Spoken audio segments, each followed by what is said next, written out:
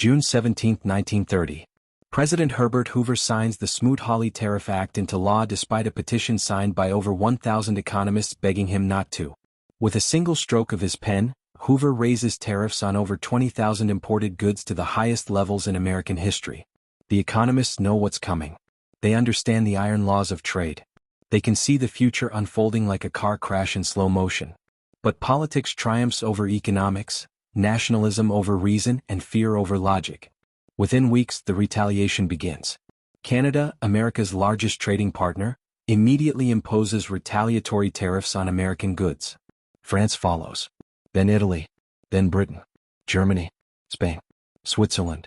Country after country around the world responds to America's protectionist wall by building walls of their own. Global trade doesn't just slow down. It collapses. Between 1929 and 1933, world trade volume falls by 66%. Two-thirds of all international commerce simply vanishes.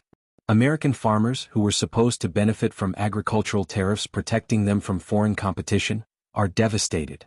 They can't sell their wheat to Canada anymore. They can't export cotton to Europe. Their crops rot in warehouses while they drown in debt. Banks that lent money to these farmers begin to fail. And the failures spread like a virus through the financial system. The stock market, which had crashed in October 1929 and then partially recovered by April 1930, begins a sickening descent that will last for 2 more years. The Dow Jones, which had rallied back to 294 points in April 1930 right before the tariffs passed, falls to 198 points by November and keeps falling. Industrial production collapses by 47% between 1929 and 1933. Unemployment explodes past 20%. GDP contracts by 30%, the worst economic decline in American history. Fast forward 95 years to January 2025. A new American president takes office and immediately begins implementing sweeping tariffs on imported goods. Tariffs on China. Tariffs on Europe. Tariffs on steel, aluminum, cars, electronics, agricultural products. The justification is identical to 1930. Protect American workers, bring back manufacturing, punish countries that have taken advantage of us, make America great again. The rhetoric is populist, nationalist, appealing to economic anxiety and fear of foreign competition. And just like 1930, the economists issue warnings. They publish studies showing that tariffs are taxes paid by American consumers and businesses, not by foreign countries. They explain that retaliation is inevitable, that trading partners will respond with their own tariffs, that global supply chains will be disrupted, that prices will rise and economic growth will slow. Their warnings are ignored, dismissed as the concerns of out-of-touch elites who don't understand the real struggles of working Americans. The retaliation comes swift and predictable. China responds with massive tariffs on American agricultural exports, devastating farmers in the Midwest who depend on Chinese markets for soybeans, pork, and wheat. The European Union imposes retaliatory tariffs on American manufactured goods, hitting the very industries the original tariffs were supposed to protect. Mexico, Canada, Japan, South Korea, all of America's major trading partners respond with their own protectionist measures. Global supply chains that took decades to build begin to fracture. American manufacturers who depend on imported components see their costs explode. A car factory in Michigan that needs steel from Canada and computer chips from Taiwan suddenly faces 30% higher input costs. They have 3 choices: absorb the costs and destroy their profit margins, pass the costs to consumers through higher prices, or shut down production. Many choose the third option. Factory closures accelerate. The stock market, which had been riding high on artificial intelligence hype and hopes for continued economic expansion, begins to crack. Technology stocks, which had reached absurd valuations, fall first. Companies that depend on global supply chains and international sales see their earnings collapse. But this time there's an added dimension that didn't exist in 1930. The entire modern economy is interconnected through technology, through just-in-time inventory systems, through global logistics networks that were optimized for free trade, not for a world of trade barriers and economic nationalism. Consumer prices start rising immediately. That television you wanted to buy? 30% more expensive because of tariffs on electronics. That new car? 20% price increase because of steel and aluminum tariffs plus tariffs on imported parts. Groceries? Food prices surge as agricultural exports collapse and retaliatory tariffs hit American farmers, reducing supply and driving up domestic prices. The average American family sees their cost of living increase by thousands of dollars per year while their wages stagnate. Small businesses are crushed. The local retailer who imports goods from overseas suddenly can't compete with larger competitors who have the capital to absorb short-term losses. The small manufacturer who depends on imported components sees their costs explode while their prices are undercut by larger competitors with more bargaining power. Main Street America, which the tariffs were supposedly designed to protect, gets destroyed. Here's where the parallel to 1930 becomes truly eerie. In 1930, the economic damage from tariffs was compounded by a series of bank failures that turned a recession into the Great Depression. Banks in agricultural areas failed first as farmers defaulted on loans. Then the failures spread to industrial areas as factories closed and unemployment soared. By 1933, 40% of American banks had failed, wiping out the savings of millions of Americans. In 2025, the banking system is supposedly more stable, supposedly protected by regulations put in place after the 2008 financial crisis. But those regulations didn't account for a scenario where trade collapses and the real economy implodes. Regional banks that lent heavily to small manufacturers and agricultural businesses start showing signs of stress. Commercial real estate, already weakened by remote work and high interest rates, collapses further as retail stores close and office buildings empty. The banks holding those commercial real estate loans face mounting losses. The Federal Reserve faces an impossible dilemma, just like they did in the 1930s. Inflation is rising because of tariffs pushing up import prices. But the economy is weakening as trade collapses and unemployment rises. Do they raise interest rates to fight inflation and risk accelerating the recession?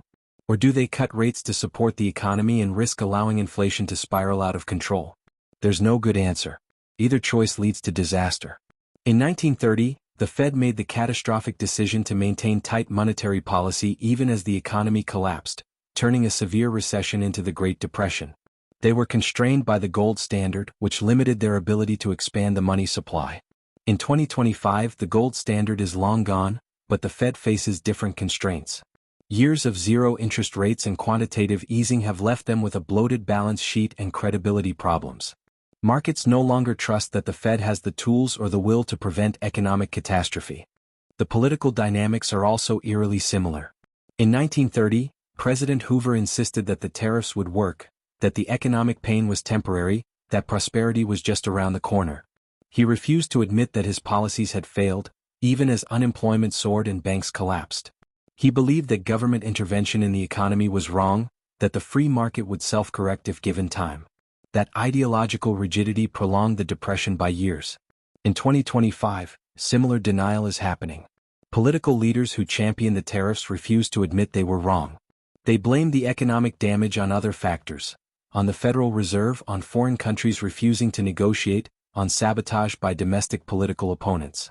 They double down, imposing even more tariffs, escalating trade wars, pursuing economic nationalism ever more aggressively. Each escalation makes the situation worse, but admitting error would be political suicide, so they press forward into the abyss. The international dimension is even more dangerous than it was in 1930. In the 1930s, the collapse of global trade contributed to rising nationalism and eventually to World War II. Countries turned inward, built autarkic economic systems, sought to secure resources through conquest rather than trade. The economic catastrophe of the Great Depression created the political conditions for fascism in Europe and militarism in Japan. In 2025, similar forces are stirring. China, facing economic collapse as its export markets disappear, becomes more aggressive in asserting control over Taiwan and the South China Sea. Economic desperation drives geopolitical risk-taking. Russia, sensing American weakness and distraction, escalates conflicts in its near abroad. Middle Eastern tensions that were manageable in a growing global economy become flashpoints as countries compete for scarce resources in a contracting world. The risk of military conflict rises exponentially. The social fabric tears. In the 1930s, the Depression created mass unemployment, homelessness, hunger, and despair. Tent cities sprang up across America. Bread lines stretched for blocks. Millions of Americans lost faith in capitalism, in democracy, in the American dream itself. Radical political movements on both the left and right gained strength. Only the New Deal and eventually World War II prevented complete social collapse. In 2025, similar social stresses are building but in a more technologically advanced and interconnected society. Unemployment surges as factories close and small businesses fail. But this time there's no social safety net adequate to the scale of the crisis. Government budgets are already strained by decades of deficit spending and entitlement obligations. As tax revenues collapse with the economy, governments face impossible choices between cutting services and exploding their debt levels.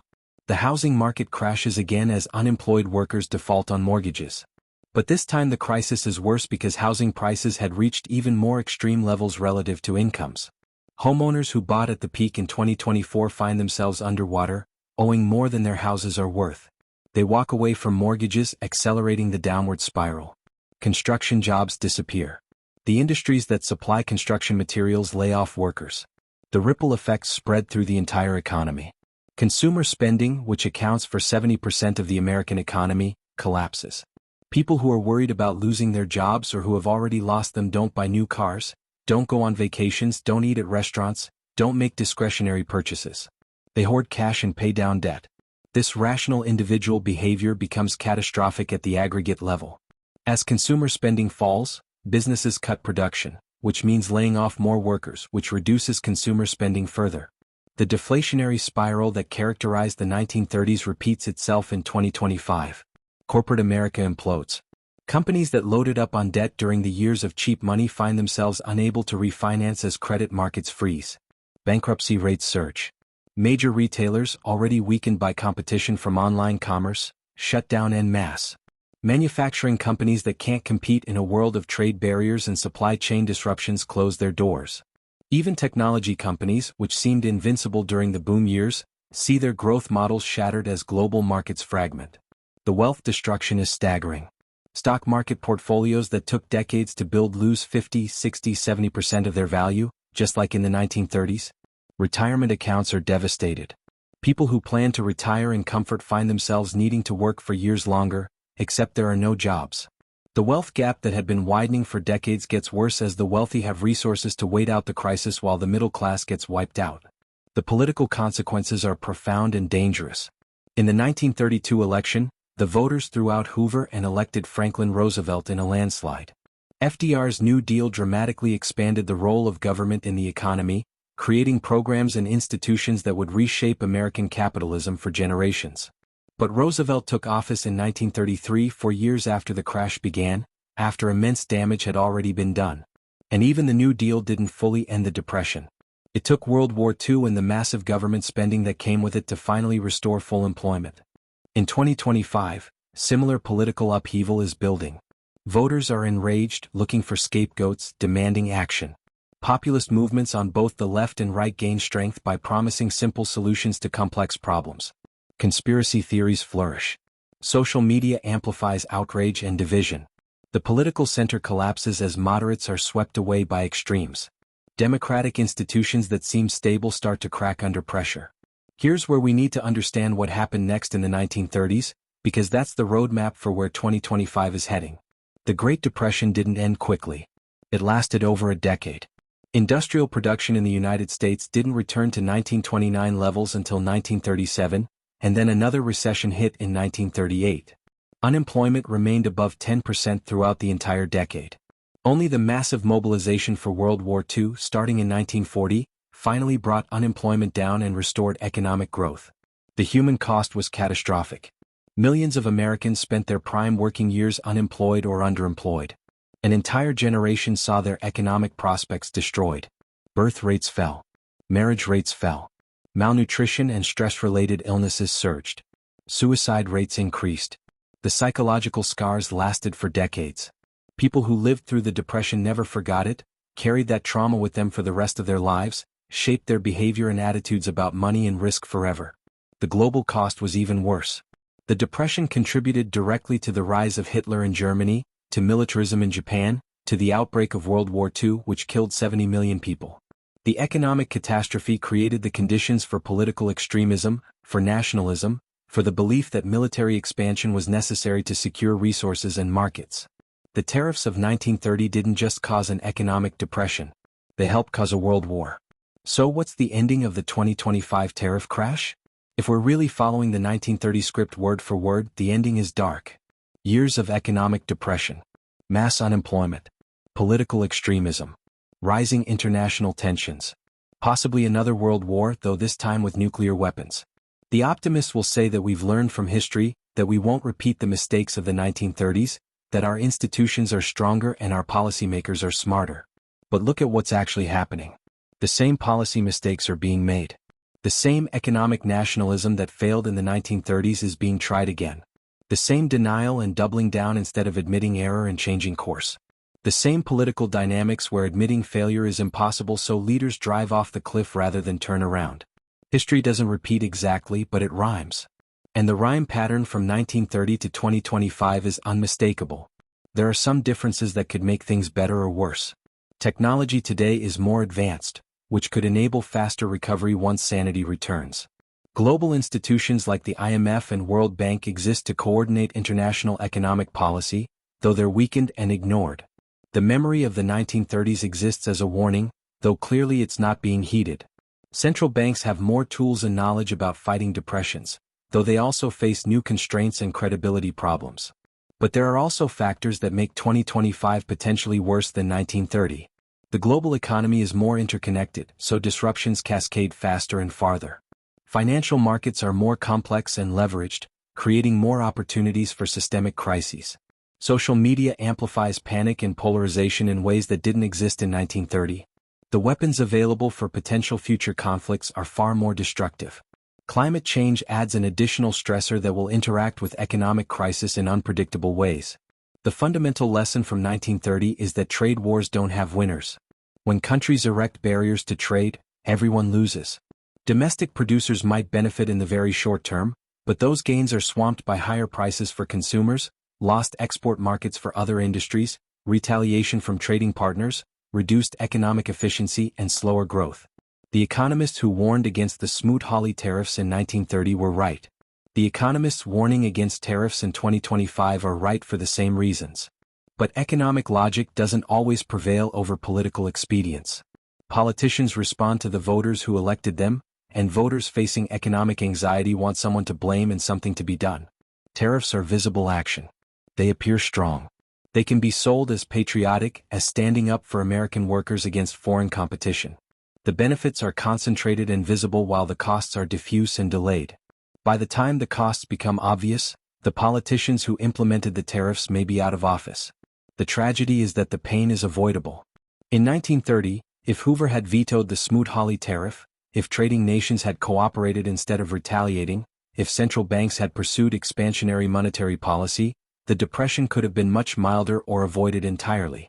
In 2025, if current policies are reversed, if trade barriers are dismantled, if international cooperation is restored, the worst outcomes can still be prevented. But the window for action is closing. In 1930, the tariffs were signed in June, and by the end of the year the economy was in free fall. The longer damaging policies stay in place, the harder recovery becomes. Business and consumer confidence, once shattered, takes years to rebuild. Supply chains, once broken, require massive investment and time to reconstruct. Trading relationships, once destroyed by mutual recrimination, need patient diplomacy to restore. Financial crises, once they start cascading, are extremely difficult to contain. The people who will suffer most are those least able to bear it. In the 1930s, the poor and working class bore the brunt of the depression while the wealthy, despite losing much of their paper wealth, still had resources to survive. That pattern is repeating. Lower-income workers are the first to be laid off when factories close. They have no savings cushion to weather unemployment. They lose their homes, their health insurance, their ability to provide for their families. Meanwhile, the wealthy have diversified assets, connections, access to credit, and the ability to wait out the crisis. The ending of the 1930 story is that it took a decade and a world war to finally resolve the economic crisis. The Smoot-Hawley tariffs were not repealed until 1934, and by then the damage was done. The Depression ground on through the 1930s despite various government interventions. Recovery only came with World War II mobilization, which was hardly an ideal solution given that it required 50 million deaths. If 2025 is truly following the 1930 script word for word, then we're in the early stages of a decade-long economic catastrophe. We're past the point where the damaging policies were implemented. We're entering the phase where retaliatory tariffs cascade globally and trade collapses.